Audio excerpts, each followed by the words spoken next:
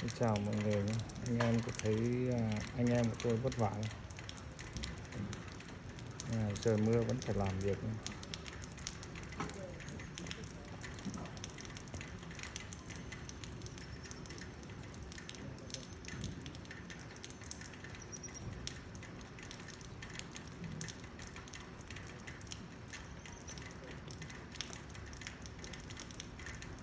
Vất vả luôn.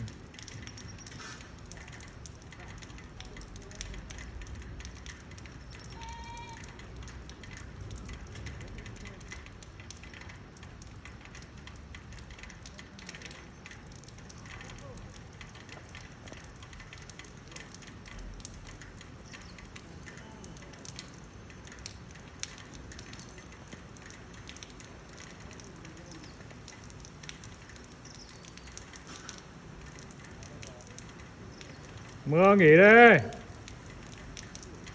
Mưa rồi. Vào nhà đây các con ơi.